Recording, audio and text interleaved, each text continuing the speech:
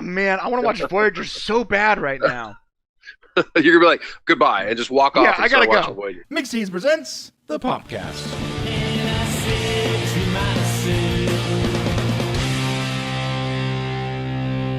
Hey, my name is Brian, that is Shane, and this is the Popcast. Today, we're talking about our top 10 favorite Star Trek characters of all time, spanning all the movies, TV shows, series, you name it. And boy, was this hard to do. Shane? Oh, amazingly hard, bro. I coming up with 10 and putting it in a list of your favorites. I mean, there were so many more. I mean, I had a list of 25. I had a hard time getting it from 25 to 10, to be honest with you. Right, yeah. Yeah, it was hard for me too. I had like maybe 37 different characters that I love, and you know, I had to break it down to 10, and then I had to rank that 10, and that was hard for me to do too. Yeah, so hard. I actually put them in a little list, and I'm moving them up and down and playing with them, and I'm like, okay, that's got to be it. I did the same thing. I actually moved Picard around a lot on my top 10. Oh, Picard made your top 10? He did. We'll get to where he made. Okay. Yeah, I know you think that he wasn't going to make it, but there's a few episodes of TNG where he carries it so hard that he deserves a spot on the top 10. Regardless of whether or not I'm the most entertained by him or not. He is just...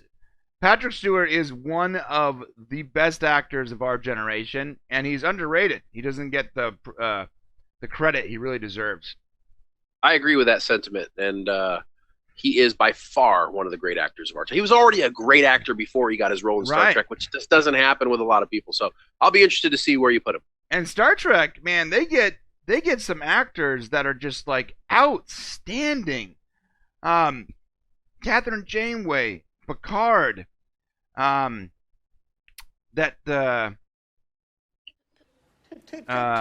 Junior. I'm a little lost right now. The guy who played Khan, what's his name? Montalban. Montalban. You know, it's a really amazing. Fancy Salad. Amazing actors. They are a little underrated. They're theater actors. They bring them into these roles, and we just own them. Even Scott Bakula, God bless his heart. Even Scott Bakula is a great actor. You know who he acts like? Scott Bakula. He acts like Scott Bakula. It's perfect. I don't need anything else. Yeah, I don't even need Scott Bakula the actor. Give me Scott Bakula the person. Put him in a bunch of movies. I'll watch everyone.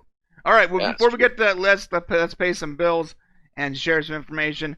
Don't forget our 1,600 sub challenge. We're only a couple hundred subs away from this. In order to be a part of this outlandish, outstanding, out of this world giveaway, and it's huge, all you gotta do is subscribe and comment on videos. And for every video you comment on, it's basically an entry into this raffle type system. And the last thing we gave away was 3 tickets to the premiere of Star Wars: The Last Jedi. Not a good movie. And speak to yourself. Dinner, popcorn, and candy. The whole night was on us. So this one's gonna be. We're almost out of time, guys. Yeah, so don't miss out. Tell the people about it. It's not too late. Yeah, we're almost out of time. So get in there and get your entries. Okay, and this episode is sponsored by NCC 1701. This T-shirt you can find it at mixtees.com. It's an amazing Star Trek shirt. I'm wearing it right now. I love this thing. Use the coupon code Shane or Brian. Oh, hey Brian, real quick. What's up? Can I stop there? Hey, listen. Hey, everybody use coupon code Shane. Oh, my God. You can't stop hijacking the ad. Okay. I was trying to be impartial here. But you know what? I'm not going to be impartial. No. Use my name. By using one of our coupon codes, you get the same amount off, 30% off. But what you're doing is you're telling the guys at Mixed Teas which one of us you like better. And I'm clearly your choice. Yeah. But wait, you can like us both, okay? You don't have to hate one, like one, but you might like one of us a little better. All right, let's move on to the list. Let's start with Shane's number 10. Okay, yeah, let's do it. Number 10 for Shane is Jadzia Dax. And there's a whole story behind this that Shane's going to have to explain to us.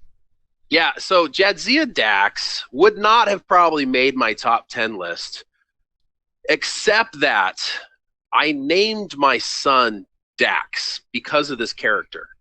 He's 8 years old now. And so I felt like, gosh, if I was able to name my son after this character, then at the very minimum, she's got to make my top 10 list. Yeah. And it's not her that's making the top 10 list. It's not Jadzia. You got to remember that the Dax character is a symbiote that's had multiple lives, lived multiple lives, I think 7. And I just was in love with the idea of a being that could live that long through other lifetimes. So basically live lifetime over lifetime. But I thought, wow, for my kid, that'd be fantastic. So that's why that happened. Why is it my number 10? Well, I felt like I actually have a criticism of this character at number 10 because I wanted more from it. I wanted this to be the Spock or the Data of Deep Space Nine. Like a super wise character, right? Or the 7 of 9 that has all this knowledge to bring to the show to solve problems, and she never really did that. So no, yeah. I mean, this lady had 4 degrees before she got the symbiote in her, and the symbiote has 7 lifetimes. So I don't know. You know who reminded us, the audience, every single episode he interacted with her, that she was not that character we wanted, was Captain Sisko, because he kept calling her old man, and it would totally remind me. Oh yeah, that's right. She's supposed to be like this super wise ancient being, but she makes like decisions based on like, emotional responses, and she still has like very immature storyline, story paths that she takes in the show, and I don't know. I like I like the idea of the character, and I like the character as a whole, but I won't feel like it was done. I think there's a potential here that was wasted. Yeah, no, you're right. The character, I love and that's probably why I love the character so much. The potential of the character is just unbelievable. I hope they bring it back at some point. It's my number 10. Now let's talk about my number 10, and the reason I cut these 2 slides up is because I wanted you to be surprised. I cheated a little bit on my number 10. What? I picked Tuvix! The 2-for-1 special, baby! Peter! Oh, wow, dude. That is, I mean, props, bro. I gotta give you props, because I would have loved to sneak 2 characters in, and that was the way to do it. That's right. I didn't like this character, Tuvix, but yeah. I loved Tuvix. That episode was so ripe. Just it had this undertow morality, and what's this character? So basically, the premise of the episode was one of my favorite Vulcans, Tuvok, and one of my favorite aliens, Neelix, were in a transporter accident, and it combined them to create a brand new, completely unique character named Tuvix. It wasn't like there were 2 personalities or souls living in one person. It created a third person. Yes, exactly. And what happened was, he had the best of both worlds. He had the logic and the reason of the Vulcan, and he had the understanding and the compassion and the empathy of whatever the heck Neelix's race is. I always forget. He had both sides of that coin. He was actually a more complete character than either 2 of these characters. But that's probably why you didn't like him, because the uniqueness of each of these characters is what makes them so special. So combining them, the only reason I loved him so much was because I already loved these 2, which is why I called it a 2-for-1 special. Yeah, I had a hard time, because they did such a good job making Tuvix look like a combination of Tuvok and Neelix that it just weirded me out a lot. I was as weirded out as Neelix's girlfriend was. I mean, I was like, remember how she was all like tripping and she's like trying to, and I'm like, I was weirded out too. I'm like, oh, this is weird. I want my Vulcans to be Vulcans. I don't know. Yeah, I'm with you. I understand that. But that episode was just, it was a great episode. Now, there isn't a whole lot of Star Trek nowadays, especially by the time we got to Voyager. A lot of the episodes were sort of like rehashes of other Star Trek episodes or other popular sci-fi episodes. This episode was very unique. Yeah. there isn't an example. I don't remember a single example of this in TNG, TOS, Deep Space Nine, and Voyager did something unique. Which even if Voyager does an episode that sort of has a similar premise to another Star Trek episode, it's still good because they add their own flair or moral. But this one was really super unique and very specific to Voyager, and it just I remember that a lot. I remember this episode every time I think about Voyager. I remember a few episodes. This is one of them. And I'm surprised. I'm surprised. It's a good pick at number 10. I mean, I'm surprised that they didn't think of this sooner. To be honest with you, this would have been a great storyline to choose on any of the ships that does transporting.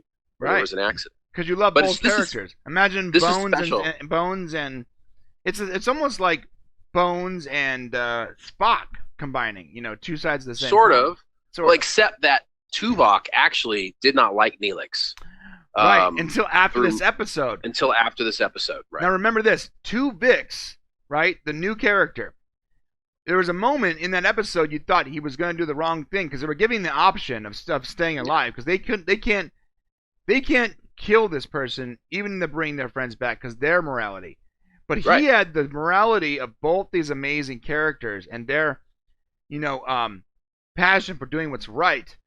And so in the end, he sacrificed his life to, for these two, which is what any Vulcan would do. My life is worth 2 lives, 100%. That's bad, basic math.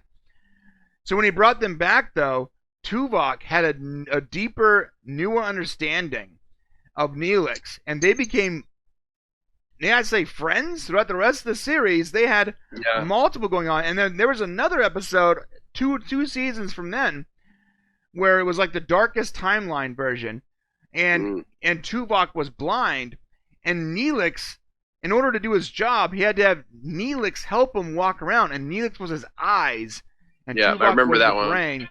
And it was I remember that episode so clearly because it was like, without this episode, I don't think they would have shared that bond. They wouldn't have been able to co-mingle and interact that way.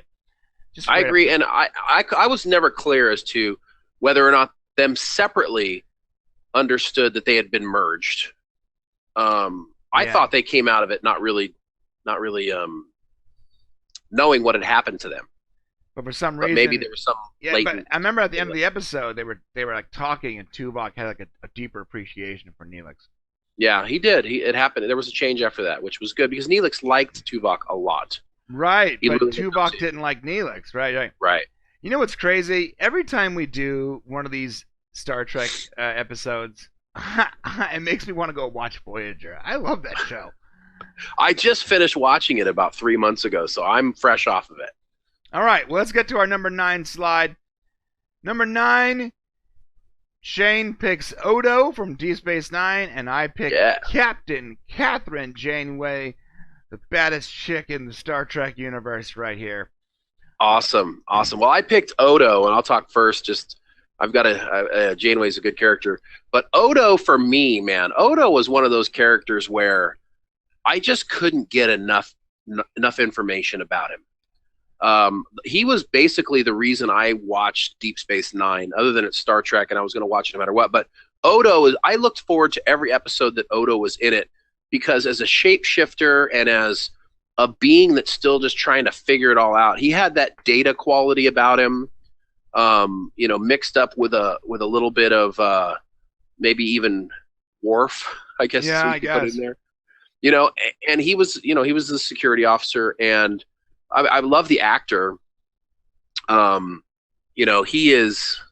He's pretty cool. His name is actually Rene Auberjonois, and he's been in a lot of stuff. And I just was drawn to it. I loved his story about where the people came from, the founders, and he had to make some moral, choices that questioned his morals. I like Odo a lot, and I like the idea of the founders. You know what my criticism is? What's that? Is this ancient race of beings that founded and seeded the universe or whatever are, at the end of the day, selfish and villains. And right. I mean, spoiler alert.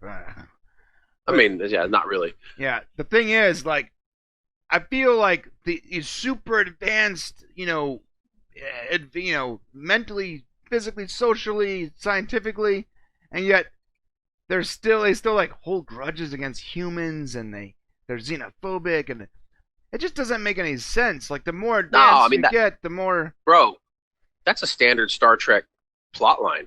I mean, every advanced race that the original series ran into was xenophobic and had all these problems. I hate that's one of those Star Trek tropes I just don't like. You know? I don't know. I like that 90% of the time the humanity, that humans are a reminder to those beings. You know, we remind them of what they should be, you know, the humanity that they should have. And a lot of times there's a lot of changes in those beings as a result of their interaction with current I TV thought shows. when they met the founders that they would be one of those races that were, while xenophobic, they were also benevolent. Because we got so many like super advanced races that were just like super murderous and villainous, you know. Well, so a lot of times people are disappointed by what they're looking for, and I think that's what they were going with Odo. Odo was desperate to get back. You know, he really wanted to learn more about where he had come from, and he was disappointed by what he found. And I think it just made me more compelling. So for the character itself, not necessarily the founders in general, I just loved Odo. I loved every time he was just smarter than everybody. He would figure it out. I love how he dissected a crime scene, and he made me believe that I would not want this guy to, you know, put me under house arrest or accuse me of doing something wrong. Yeah, I liked Odo a lot, but he didn't make my top 10 list. He was on my list of people, but I moved him around to the point where he was well past the top 10. Gotcha. Janeway is my number 9 because aside from the actress being just phenomenal, Kate Mulgrew. Yep. Kate Mulgrew, she's amazing. I think I mentioned it before, but you know, Kate Mulgrew basically carried the first two episodes. First two seasons of Voyager. You know, the supporting cast on Voyager was a little underwhelming, and the writers, you know, rightfully didn't give them a whole lot to work with because a lot of them were very green. Right. And you had to grow to like a lot of those characters. And aside from like the Doctor, but like most of the characters on Voyager, they grew into their roles and you grew to love them, but you didn't start off being impressed by them like you did with Catherine Janeway. You started that first episode, you started being impressed by this character and this actress. And so she deserves my number 9 slot. Nice. I think it's a great choice. I might even argue that she could be higher on the list. I don't know. Oh, hint, hint. Maybe. All right, number 8 on my list. On your list was Q, and on my list was the good old Mr. Quark. Oh, interesting, man. I gotta tell you, I really struggled with Quark because I don't like the Ferengi storyline very much. I never have. But I like Quark as a character, so I think this is a good pick at number 8. Of course, I picked Q. Yeah, which I think maybe he should be a little higher on your list. Hey, hint, right? Hint, hint. Well, let me tell you why Q wasn't higher on my list. Number 1, Q's amazing. Q spans several different series. You got to realize Q was in The Next Generation. Q was in Deep Space Nine. Q was on Voyager. You know, he was on span 3 of the series, and I got to tell you, the actor that plays Q, Jean Delancey, he made me fearful of the crew every time he showed up. Yeah, he showed up, and I was like, just like the crew, I'm like Picard, no, you know, because as much as I like Q, I knew he was going to jack him up. Yeah, and at any moment, something bad was going to happen. He made him believe that. You know, he made me believe that. Yeah. You know, one of the best things Star Trek for me is not something that appeared on a series, but this guy, the actor, and Leonard Nimoy did a special audio-only radio broadcast. It was called Q versus Spock. And it was an hour-long debate about morality and the future of humanity as from the characters of Spock and Q and their minds going at it. It was really, really impressive. That's cool. I mean, listen, he's my number 8 and not higher because he was only in 12 episodes of all the Star Trek world, and I just felt like I had other people that I had a more vested time with, that I cared and loved more than him, and so that's why he ended up at my number 8. You know, Gene Roddenberry chose the letter Q to name him in honor of his friend Janet Quarton. You know, so I thought that was cool that Gene Roddenberry also created this character, you know, the original creative star. And I love this character, love everything. I mean, we've been all over the, he's done things, brought our loved crew members to places that they would never have gone. Introduced us to the Borg. Yes, he did. Which would at the moment we thought was him causing problems for the crew, but in reality, it was him telling the Federation ahead of time, you gotta be prepared for this. Yeah, no, I agree. And Q, as much as he's there's like an undercover way of him manipulating the, interacting with humans when he wasn't supposed to. Right. He greatly liked Jean-Luc Picard. Right. I mean, just absolutely. Janeway. And Janeway, he ended up liking both captains. He had a very strong. He cared about him, and you could see that come through in the character. It's just a very special thing that he had to be on my top 10 list, and he probably could have been higher, but I'm comfortable with him here with what I have coming. Well, he's your number 8, and Quark is my number 8. And by the way, I want you to know, Quark is the only character from DS9 that made my list.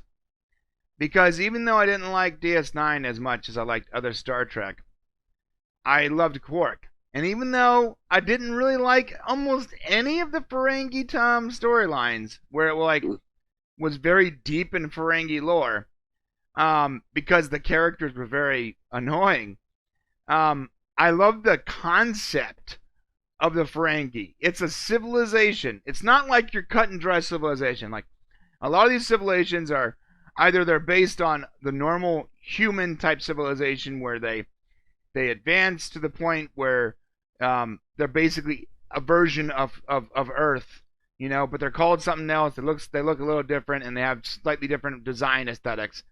Or they're the warlike ones, Cardassians, Klingons, etc., where they're like it's an advanced civilization, but it was war. It was based on war and fight and tribalism. But this was the first advanced civilization that was 100% based on capitalism and greed. Greed, yeah. Yeah. That's cool. I didn't. The ear thing kind of freaked me out, but yeah. It did. But also the actual character Quark, whenever he interacted with Odo or anybody in the bar, he was almost like reminding you of he was almost like a regular bartender. You can find him at a dive bar, but he's also a hustler and just trying to make do. And he has this weird moral center where he does do good, even at his own expense, but only when it's absolutely required. So he can be a good guy. And I love that he was just this gray area character that was able to really shine in DS9 when other characters for me did not. Yeah, no, that makes a lot of sense. I didn't. He actually made my honorable mention list. The one I sent over to you, he might not have been on that one, but when I originally typed it up, he was on it. So nice. Okay, well, let's move on to 7. All right, number 7. Ooh. You chose Catherine Janeway, and I chose Captain Picard. Yeah. So, Captain Janeway, man. I find this very interesting here. Captain Janeway was, for me, my third favorite captain. Yeah, she was my third favorite captain, and I loved Captain Janeway. Do you know Captain Janeway was not Kate Mulgrew was not the original person cast for the show? Right. It was actually it was. Remember that? It was actually a French actress by the name of Genevieve Boyard, who ended up on Voyager as a competing captain. Like she was basically somebody that was in the Delta Quadrant posing as Catherine pretending. Janeway. Yes. How which I thought was how meta is that, bro? That's your favorite word lately, meta. You've been using it a lot. It's so like metaphysical, like it's mixing this fictional universe with the real universe. Like this person that was bypassed for the role is now portraying Captain Janeway as a character, portraying the character. Yes. It starts. The loop starts to like feedback into my brain. Right. Well, what's interesting is I believe that the guy who played Tuvix also played Tuvok. Right. In her fake, next in her to her. fake, in her hustler Right. ship or whatever. Yeah, in the hustler portion. So listen, but what I'm trying to say about you, so when it's so great that Genevieve did not end up becoming Captain Janeway, even though she actually played pretty good captain, when she had that first couple of days where she was on set, everybody's like, this just doesn't feel right. And so they replaced her with Kate Mulgrew. And Kate Mulgrew came in, and she was the captain we needed at a female captain we needed at a time. Yeah, it was not normal. I mean, everything that came out at the time was, "Are we ready for a female in the captain's chair?" I mean, that's the time we were living in. You wouldn't imagine hearing that come out now. right. So when Voyager first came out, and she owned it, and she was as good as any captain that ever sat in there. Carried that series. She put that entire crew, the crew of the Voyager, on her back, and she carried them through those first 2 seasons, lugging away. You will be a good show. The audience will love you. I will make sure it happens. And by the time we get to season 3, we start to, the other characters grow on us.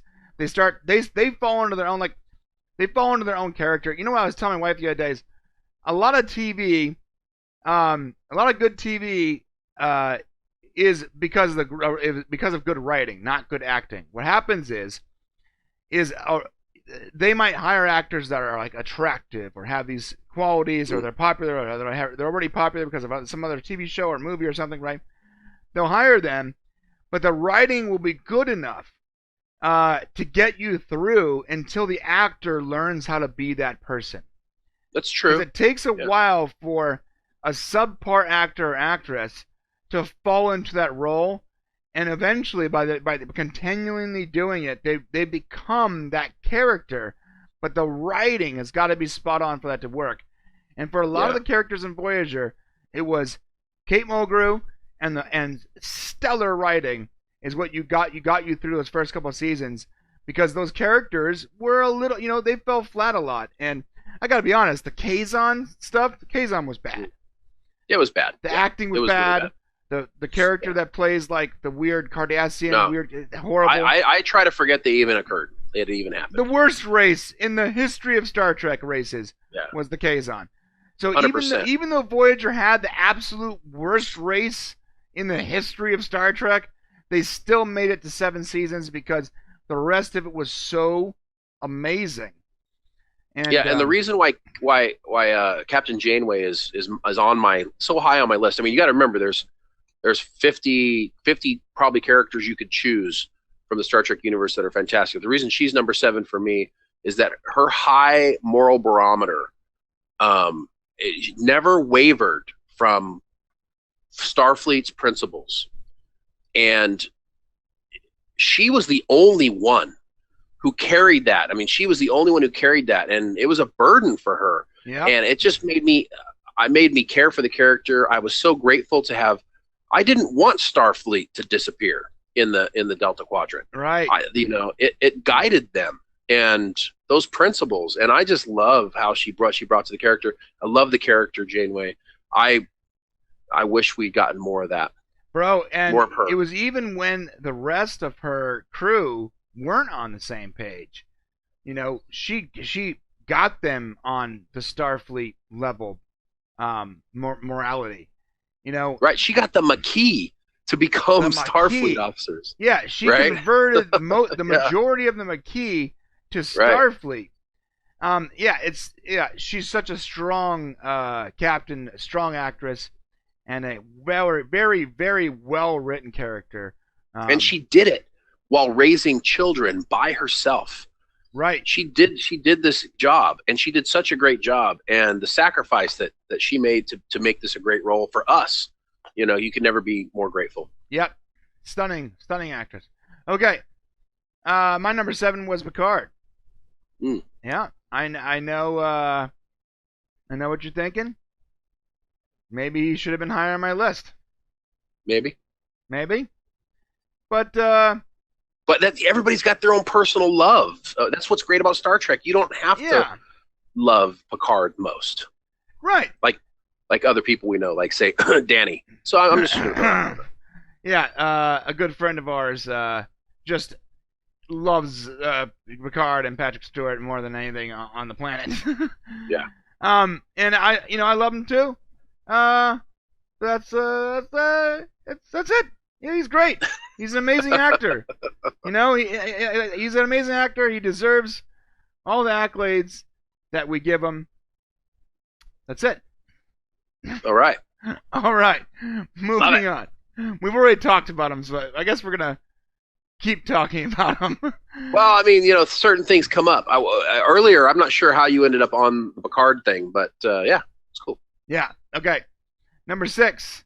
We both decided that number 6 was our favorite emergency medical hologram. Really? It was your 6 as well. Okay. No other than the Doctor from Voyager, Robert Picardo, the legend, the living legend, Robert Picardo. Well, he is just a geek, a geek's love, man. That's all I can say. Man. Just a geek's love, man. I really, really, really enjoyed. The reason he's my number 6, he's even higher than Janeway. He was on Voyager, of course. There isn't an episode that the Doctor wasn't a major part of that isn't just one of my favorite episodes of the show.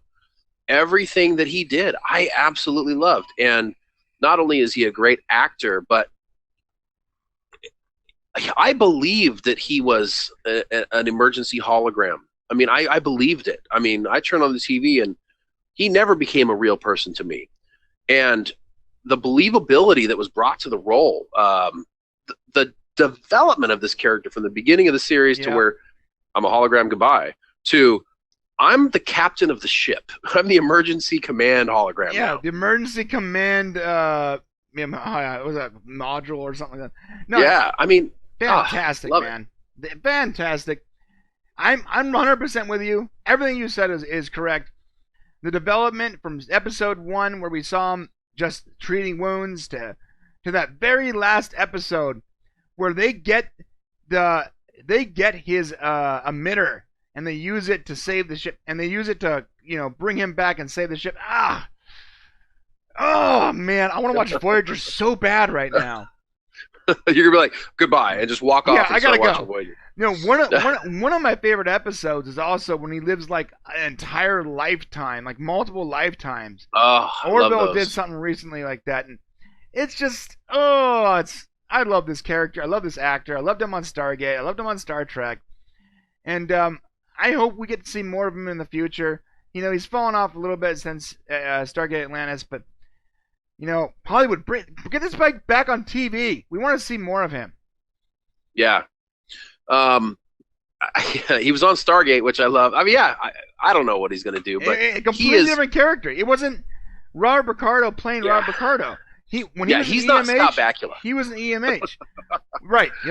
When he was in Stargate Atlantis, he was Woosley, this Weasley little another person who went from somebody that was all about his own career, fearful about his own life, very selfish, you didn't really like him, to somebody that eventually led the entire expedition, had empathy and bravery, and you saw that character develop from Stargate SG-1 to Stargate Atlantis the same way you saw him develop from an EMH to the emergency command hologram in Voyager.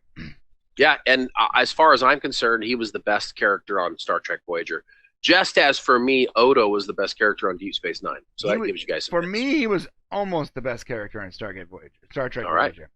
There's one character that takes the cake. All right, moving on to 5. Here's my character that takes the cake. I love 7 and 9. Well, I love Commander Data, and they have a lot in common. Oh, Data's higher on my list, actually. So. Oh, okay. So, look, you're just giving it all away. Can't you keep any secrets, Can't man? help it. I can't help it. I know, right? No, Data deserves to be your number 5. Data is, first of all, the actor is amazing. I'm gonna let you explain. Yeah. The actor's amazing, but also the way this character was written and portrayed and developed over that giant series, sort of like the EMH, the way they developed him and evolved. He evolved. His personality evolved over the period of 10 seasons. Yeah, I want to say strongly that the only reason he's at number 5 for me is emotionally I just couldn't put him any higher. I couldn't put him any higher, but Data is probably one of the best Star Trek character of all time. And I mean, yeah. I got to tell you, I got to give a huge shout out to Brent Spiner, who did not get enough great roles in Hollywood. I mean, he's played in some stuff, but he's a fantastic actor, a great person. Just Brent Spiner's awesome, man. Brent Spiner was in Independence Day, both 1 and 2, as this crazy doctor. Yeah, small roles. Yeah. He was also in Enterprise. He played his father. He played Dr. Nuon, or I guess his grandfather, right? Yeah. Singh. Right, and they added so much lore. No pun intended, because his brother. They added so much. His brother's name's Lore. You're so funny. He played his brother. But they added so much lore to Data from his father, Soon, and his grandfather, like the leader of the eugenics program that created Khan. Man, yeah. I mean, he played all the characters. He played all those characters. They took this robot that you had like no feelings for, and they wove him throughout the history of, he represented so much. Yeah, I mean, think about this. I could have watched entire episodes where he simply played cards with the other members of the staff, of the members of the show. And I could have watched whole episodes like that. And you're right. He played Soon. He played his grandfather. He played his father, or his creator. He played Lore. He played himself. He played Beta in the last movie he was in. Yeah. He played every single one of those characters, and they were all different. They all had their own personalities. When they interacted with each other, you believed it. What's that? And he was arguably the most dependable character probably on the Next Generation. If you had a go-to for anything that you needed, he was it. Yeah, it was Data. And you could say the same for 7 of 9. Right, and that's why 7 of 9 is my number 5. So here's why 7 of 9 is my number 5, guys. It's not just because she's an extremely attractive woman. I know a lot of people right now are thinking, Brian. Oh, good job, Brian. Number 5 because, her impressive physique and her beautiful face and all those things are great. The reason she's my number 5 is because both real world implications and the show itself. Number 1, when she was brought in, she was, no pun intended, Star Trek Voyager Viagra, because the show was losing ratings, right? It was getting a little stale. They brought 7 and 9 in, and the whole Borg timeline, and it took the ratings that were depleting, that were going down. People were losing interest in Star Trek Voyager, and when she came into the show, it started climbing again, and it reached heights that had not reached in the first 4 seasons. So not only did this character and this actress reinvigorate Voyager for another 3 or 4 seasons, but the character, that's the real world implications, but the character itself added that sort of Data and Spock and, T'Pol, whatever you want to say, that type of character, that much needed character. Jadzia Dax. Oh, sorry, not that one. They could have done. Odo, whatever. Even Odo. Voyager, and Voyager needed it. And Voyager, sorry, but Catherine Janeway needed some supporting cast that can lift that load and carry a little bit of the show, because between her and Robert Picardo, they were falling short, and the 7 and 9 came in and did that for them, and the whole Borg timeline. It added so much more, moral ideas to the Borg and their history and how they work, and we learned most of that from Voyager, not from TNG. Yeah, I totally agree. The addition of Jeri Ryan to the show, not only, they gave Viagra for a couple reasons. Number one, they showed up because they wanted to see her in this tight leotard with, big curves. Yeah. That's the real reason people came back first. And but what happened was... There was no sex appeal previously on Voyager. Not much. Anyways. No. I mean, there wasn't a whole lot of sex. I mean, there is. You could argue there's sex appeal, but not this level of sex appeal. Holy cow, so that's kind of what happened. And all of a sudden people are running to see the show. And then what happened was they got there and they said, oh crap, she's good. Right. It was like, good. I'm watching. I want to watch this because of this hot chick, but like, wow, she's a good actress. She's great. And let me tell you, she was she was the antithesis that Captain Janeway needed. Yes. We needed to understand why Captain Janeway needed to have a high moral barometer. Yeah, and 7 and 9 became her muse almost. Well, she became her. Well, and Janeway became her mentor, which was they helped each other in a lot of ways. Jeri Ryan added to the show. I had a really hard problem with 7 of 9. She sat probably around 12, 13, 14 for me. I thought the acting was great. I love the growth of the character. I hate Borg, man. I don't even know how to put it. I don't like Borg. Okay, so can I tell? I tend to get away from let me Borg admit something real quick. There are a couple episodes I really like, but I hated Borg too until 7 and 9. When they started expanding on the Borg universe and how they work and how they reproduce and the different characters and the Borg Queen and how just straight up evil and slimy and scary this person is, and they introduced all that through 7 and 9, it added so much to the Borg mythology for me. Before, a lot of people I didn't feel like that way. Borg on TNG. I thought they were boring. They were just like this unstoppable locust that just kept coming, and there was no real way to beat them, and you just had to run from them, and they didn't have any emotion. There was no depth to it. It was just like a virus and that's not interesting. But then 7 and 9 came. Yeah, I think you're right. I really didn't like the Borg at the end of TNG, and I didn't like it in any of the movies. And I didn't like that whole storyline, unfortunately. But with Jeri Ryan, I could like it a little bit.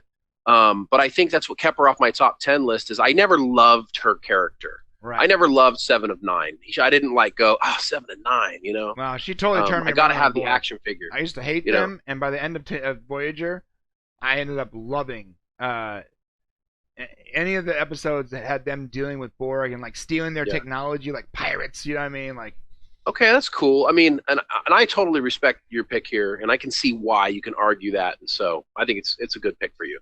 Okay, let's get to 4, shall we? Oh, we shall. We're getting close to 1, guys. Let's get to 4, and 4. You picked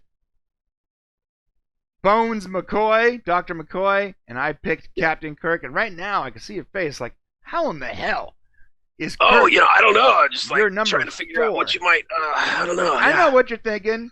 How in the world did you not a little rank bit here? Kirk higher?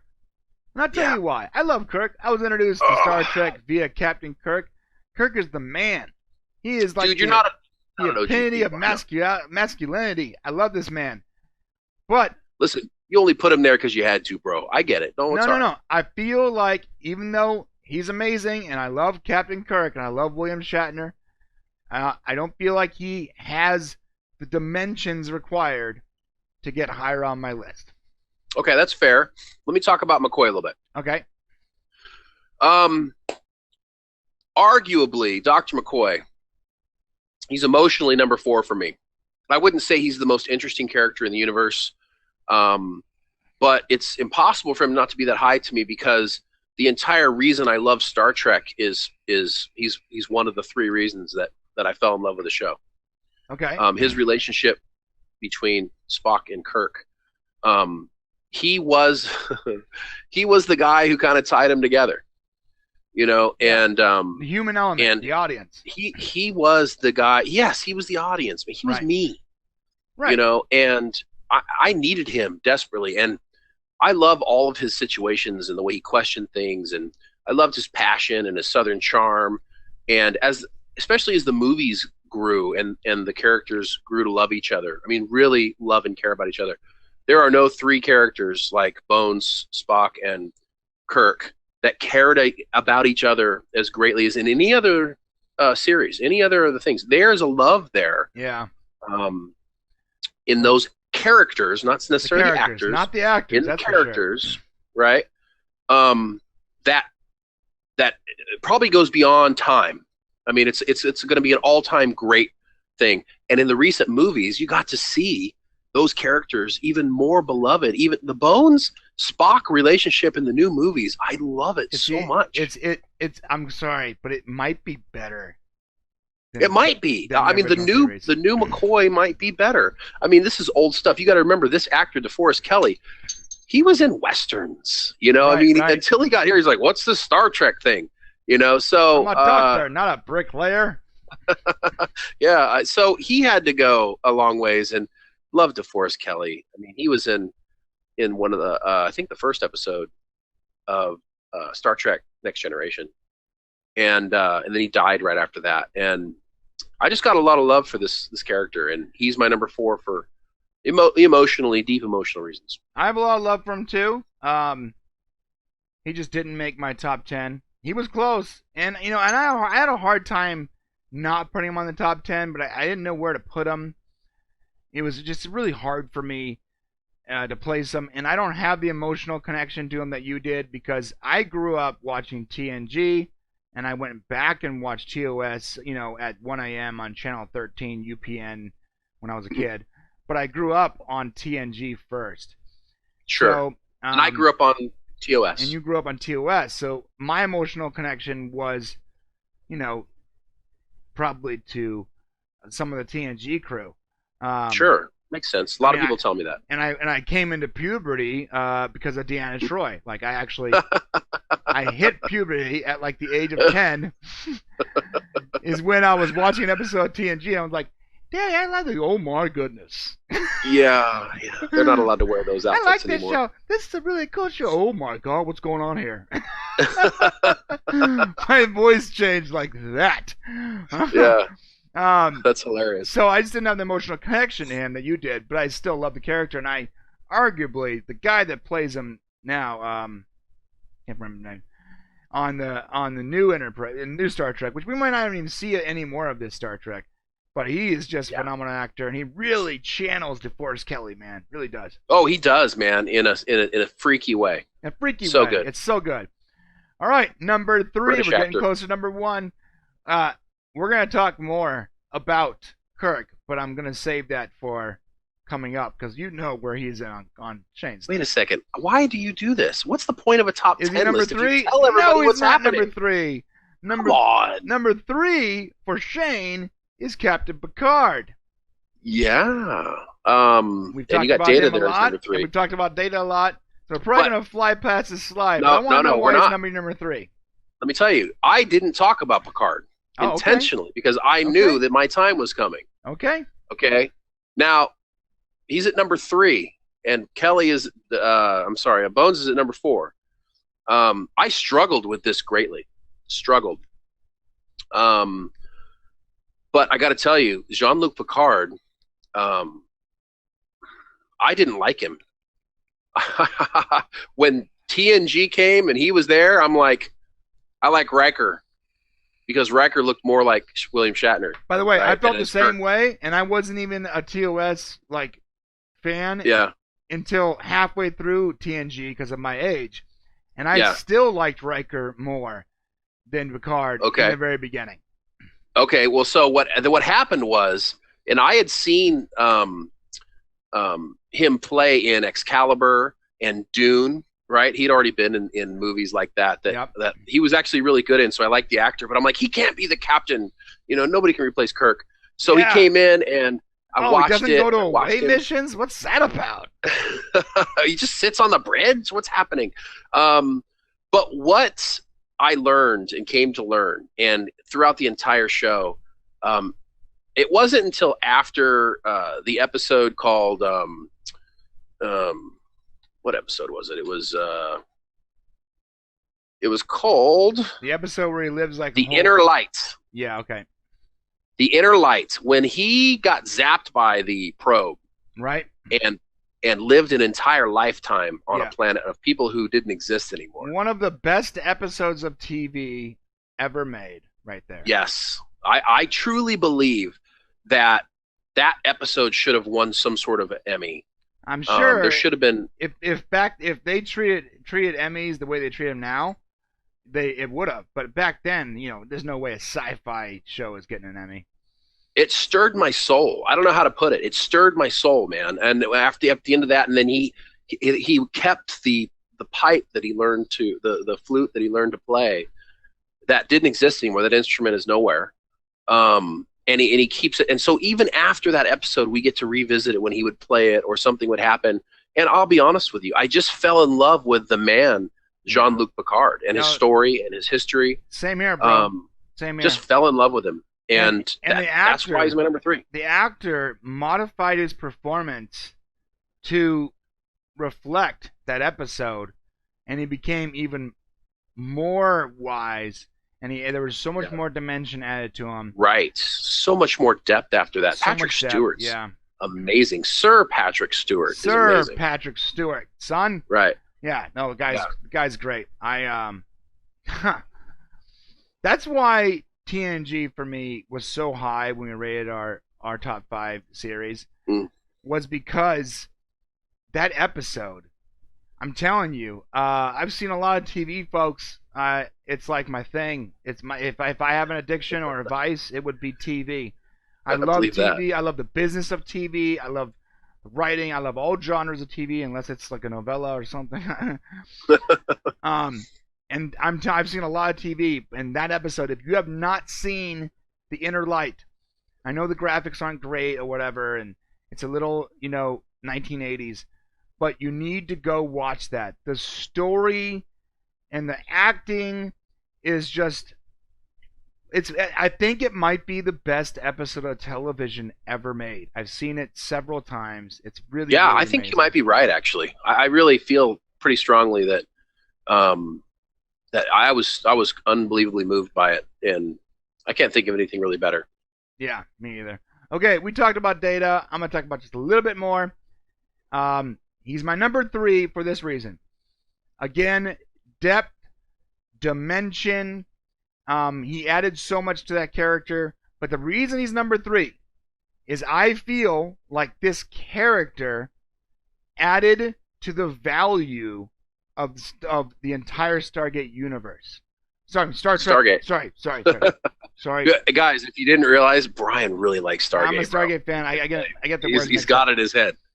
He added to the value of the Star Trek universe. This character on this one show, now he wasn't on any other shows. This character, the actor was, but the character added to the value, and they had to reflect Data and Data's existence going forward on every version of Star Trek in some way, because he was so important to that cast. And since then, you have Deep Space Nine, Voyager, Enterprise. On Enterprise, they couldn't replace him, so they just got the same actor to be a recurring guest. And in Voyager, when they needed someone to get the show back on track, they brought in a very Data character in 7 and 9. Deep Space Nine had Odo. They already built that character in. Because of Data, he became a staple, and that type of character became an important part of every series. which is sort of a Well, bummer. I would we argue don't have that Discovery right now. I would argue that it wasn't Data that created that, but we can talk about that next.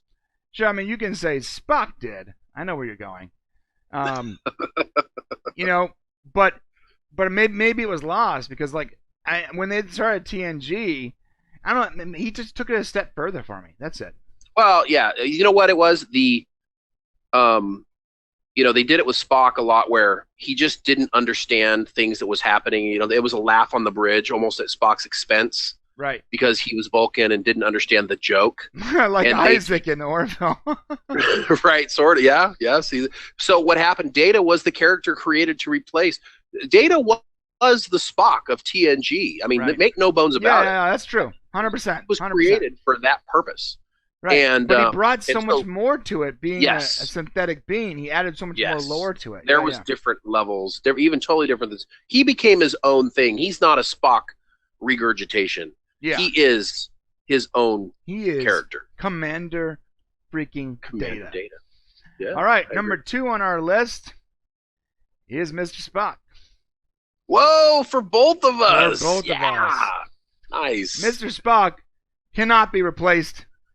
He cannot be, he cannot be substituted. The man, the myth, the legend, half Vulcan, half human. One of the reasons why Stargate as a whole is as beloved as it. I'm sorry, damn it. Yeah, Stargate. That show is so great. Why Star Trek as a whole is beloved by so many. I actually like Star Trek probably more than Stargate, but it's on my brain now. Thank you. Why it's beloved by so many and respected by so many was this man, Spock, Leonard. What's his name? Leonard Nimoy. Leonard Nimoy. Sorry. He's just one of the all-time most impressive television characters. I would even argue that in some ways the character itself puts Star Trek in its shadow sometimes. Okay, so I love that you said that because he's number 2, and by any argument or fathom of reasoning, he technically should be number 1. He's not for an emotional reason, but number 2 here, Spock. Without Spock, Star Trek never becomes the amazing show that it's supposed to be. There was, when the pilot was first run, people were not happy about the Spock character. Nope. They didn't like the little devil on the bridge. I thought he looked like a devil. I remember that, yeah. Right. And Gene Roddenberry had to do some things, but Gene Roddenberry would not lose him because he knew that he needed Spock to be that ambassador, so to speak, into this view into this alien place we're going. Spock, over the time, I mean, through the movies, he's iconic. He's iconic. And, iconic, yeah. He's an iconic character that transcends the genre. There's nobody on this planet who doesn't know who Spock is. I agree with you. Yes, it's true. People that hate Star Trek know who Spock is. Know who Spock is. That's right. And you can't say that about any other character necessarily. No. I mean, if we were able to, we were never going to be able to do this, but if we were able to make a top 10 list of all-time TV characters, he would probably be number 1 or 2 on that list too. He probably would. Yeah, you're right.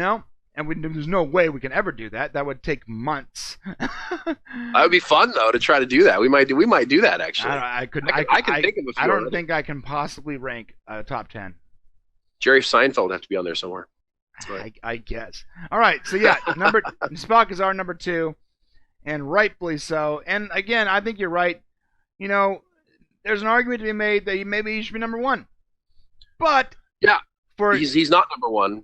The reason he's not number 1 for you said the emotional connection. Yes. And for me, it's the fascination of sci-fi, and that's why we get to number 1.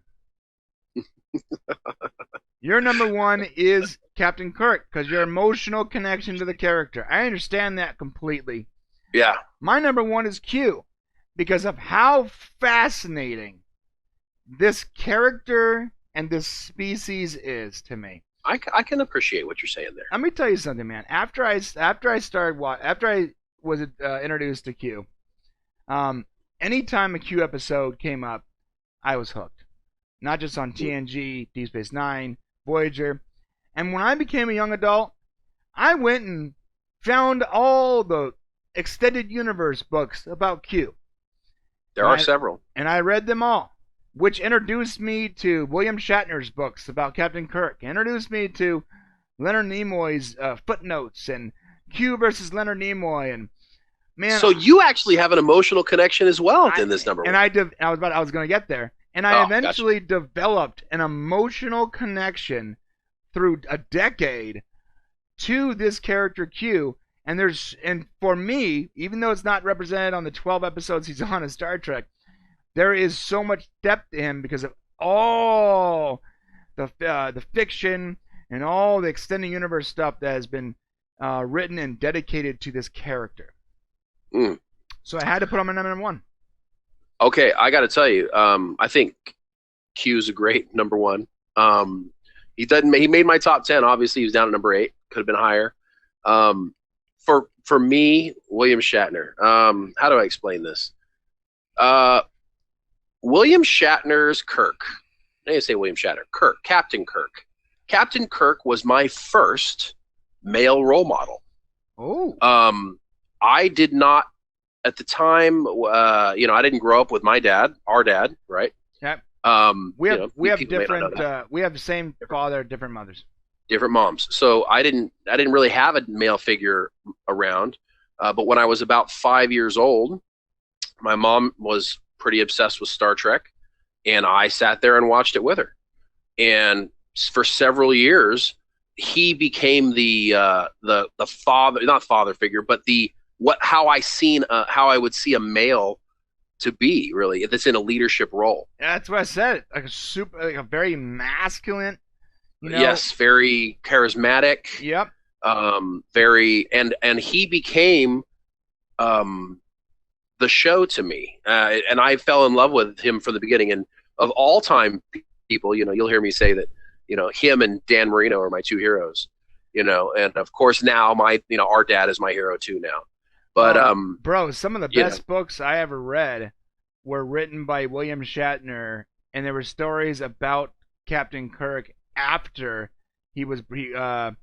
after Generations, when they killed his character off. Yes, yeah. When they killed his character off, the books pick up right when that happens, and basically this species of half Romulan, half Klingons teleport his body out of the mound of rocks on that planet and use nanites to bring him back to life, so that they can use his help and his knowledge and his connections to become part of the Federation as a recognized race, because at the time both the Klingons and the Romulans were fighting over the rights to their planet.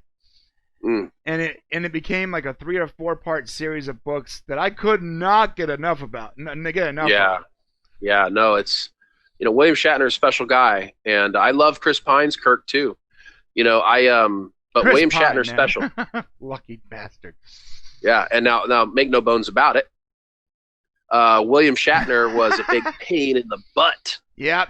Where they were filming the original series, full of himself and a big pain in the butt. But he's my number one favorite Star Trek character, and one of my favorite characters of all time.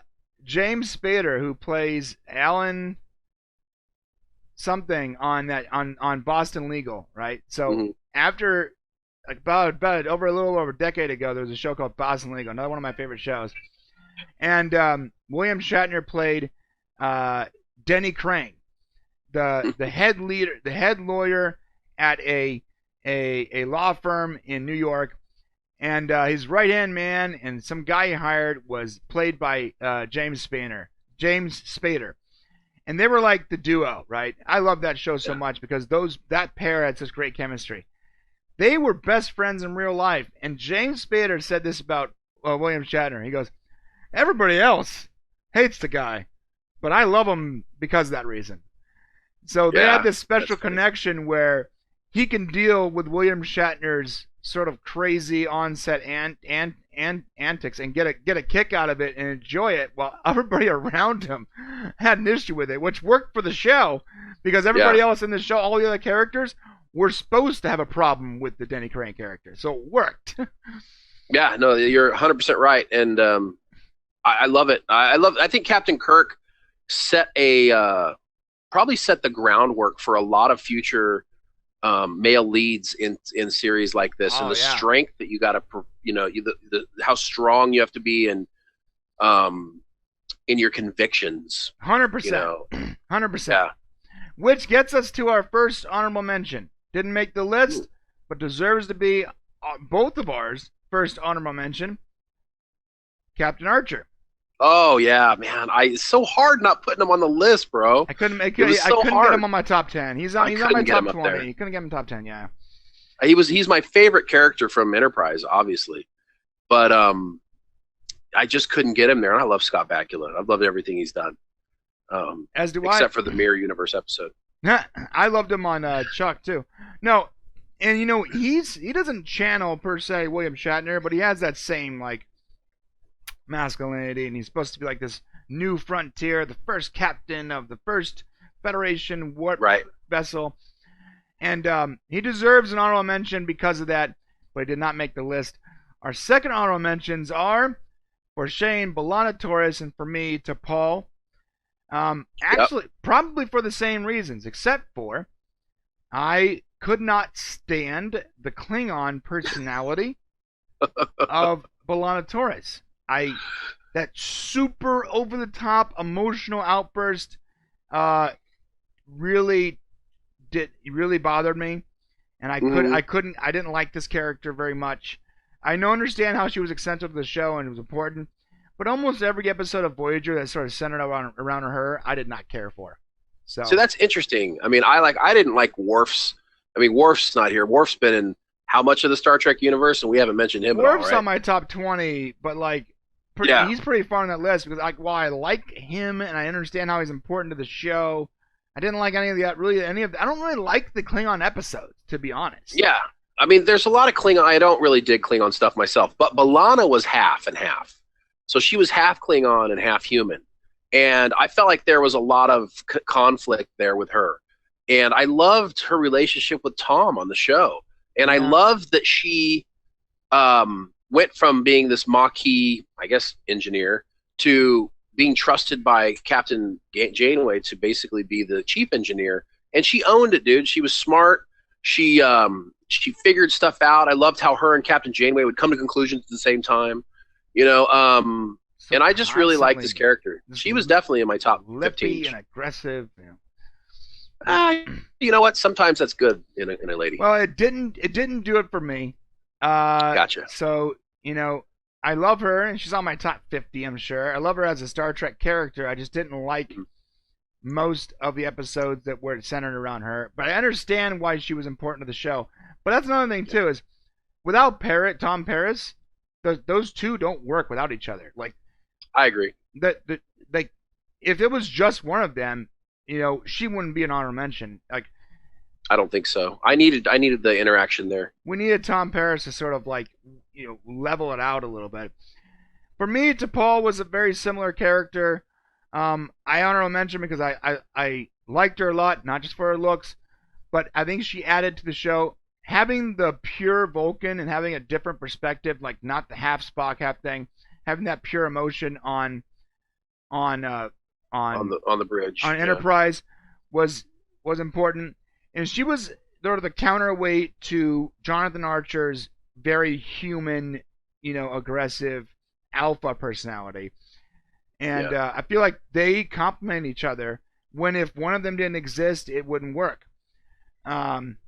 She was also one of those characters that people had a problem with, just like 7 and 9. Like, why are you making it all about sexy and stuff? And, she became a lot more than just, the hot Vulcan chick. She became the co-star of this show. She became the co-star. It was her and Scott Bakula were the stars of the show, and the rest of the cast was supporting characters. Absolutely. I mean, I don't care. I don't care and love her very much. She didn't reach the status that you would want. She didn't break my top 10, that's for sure. I mean, she didn't even beat Tuvok for me. She obviously didn't beat Tuvok for you either. Oh, No. so, but so she's not even my top 2 favorite Vulcans, but she was great for the show, and Jolene Blaylock, she's been around sci-fi for a while, so I'm gonna say she's my 3rd favorite Vulcan because I can't add Sarek to that list. I just can't do it. You can't do it, huh? Yeah. And our last honorable mentions have to go to Montgomery Scott and Reginald Barclay. I love that you put both of these guys here. They deserve it, man. Love it. They deserve it. Montgomery Scott is and by the way, I sort of cheated a little bit because you had Reggie on there, and I wanted Reggie too, but I also wanted Montgomery Scott, so I went with Montgomery Scott so I can get both of them on there in the same thing. I love it. I always was. Yeah, go ahead. Well, so Montgomery Scott for me, you'd think he should have broke my top 10, but he just wasn't in enough Star Trek. He was a definitely Reggie? No, Montgomery Scott was more of a supporting cast member. He was never really part of the big 3. Yeah. Great character, very well known, staple of Star Trek, but just not in a whole lot of Star Trek. Not really, just sort of like the O'Brien character. I love him too. I wish we would have had his honor mention. Just not really. They never really focused on him very much. Well, O'Brien got a lot more time than Mr. Scott did. Yeah. In fact, they focused on universe. Reginald Barclay more than they focused on Scott and O'Brien, I think. Well, Reggie's a great character. I love Reggie because he kind of is. He's like the fanboy. Yeah. He's like, what would it be like if you got to meet all these people and then actually, you were actually, a huge fan. Yeah. And he was on but he's like one of them. Both TNG and Voyager as the fanboy, But he evolved by the time he got to Voyager, he was a little more mature, and right.